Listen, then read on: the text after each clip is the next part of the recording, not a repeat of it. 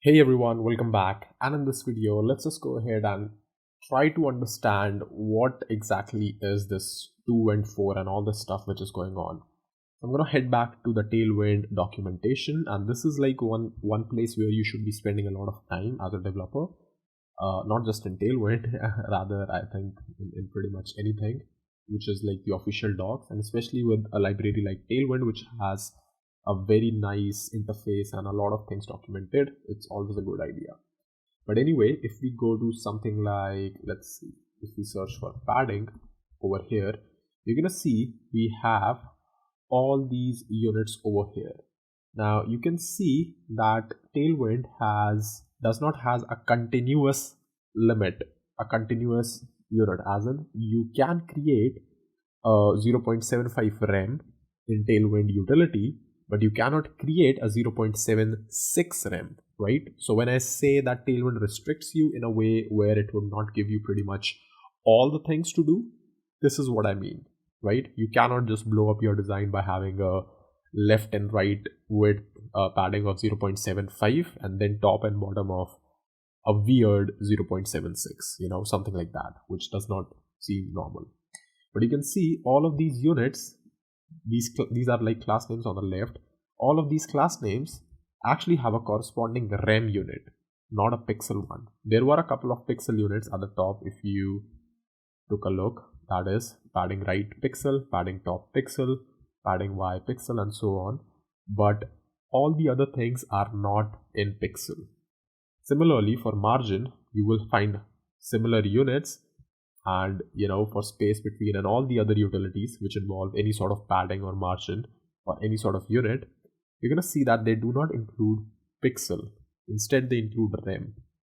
Now there's an important reason for that. Let's say if I start with this example itself, if I tell you to read this example, how would you read it? Background of gray, text of white, padding of 2. This means padding 2 pretty much everywhere on the side. Let's say if I wanted to have a padding of 10 only on the x-axis and nothing on the y-axis, you can see it reflects. And then on the y-axis, let's say if I wanted to have a 24, which is like a huge padding, but sometimes you will see that 25 would not work, right? Why? Because 25 is not a class. So for that, you would have to check either in the documentation, or if you're working locally on VS Code, your IDE should also give you hints. We are in the process of adding the auto completion and IDE part of Tailwind in the playground. So if for some reason you think that your style is not working, make sure to double check whether that style even exists in Tailwind or not. So you can see over here, after 24, you're going to see there's a direct jump to 28, right? So the values are also continuous initially, 1, 2, 3, 4, and then they also have gaps, right? So this is something you have to remember when you're using Tailwind, that sometimes if the class is not reflecting, it is possible that you have written the wrong style. So I'm going to go back to 24, and you can see we have a nice little div, and this margin over here also follows the similar format of margin X and then margin Y of, let's say, 10, and you're going to see it gives me 10 units of margin on the Y part and 4 units of margin on the X part, that is the X-axis. Or if I have a similar value, I could just drop X and Y and directly use this. Alright, that is fine, but the question still remains, why do we have rems in Tailwind and not pixel? Now the reason for this is because rems are more customizable than pixel. One rem, essentially one unit over here, if this is 1, then that is 16 pixels by default in pretty much every screen. So you see, when you have a padding of 1 rem, you actually are doing 16 pixels of padding.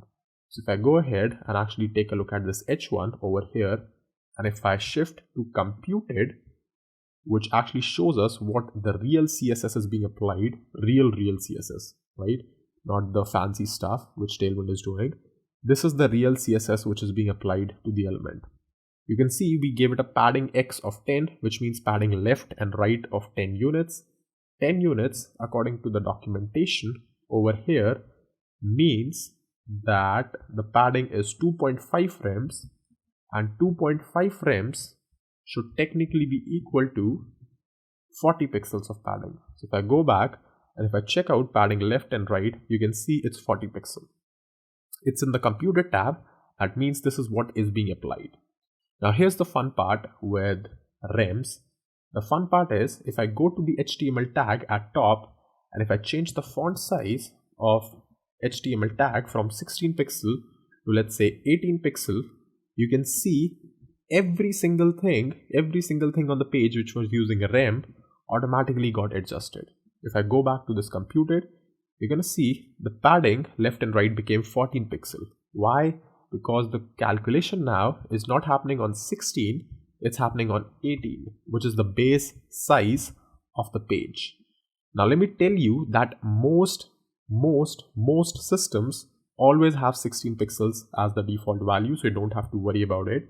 But you remember, or if you have ever seen, that you can go to the browser settings and toggle that area where it says I'm not able to read font at 16 pixels, so let me just increase it a little bit. So you have those sliders for people who want to see things a little bit bigger on their phones or on their screens. That is where the browser would start injecting this particular thing. And this is, if for example somebody wants to have a 24 pixel kind of thing, it will automatically adjust according to their preference in their whatever setting they have chosen. Again, let me remind you that probably 95% of the world does not keep it at 24. They will keep it at 16 only. But for some people who want to do that, still your website would look awesome. On the other hand, if you were using pixels, then padding, or not font size actually, if you were using padding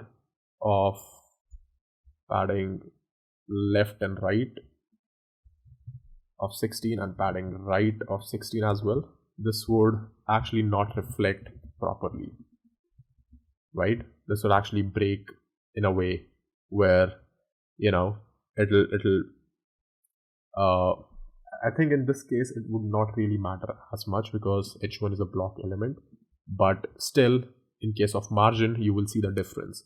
That if I change this margin left and right to different values, you're going to see that the margin and padding, everything would remain same and your site would not scale properly.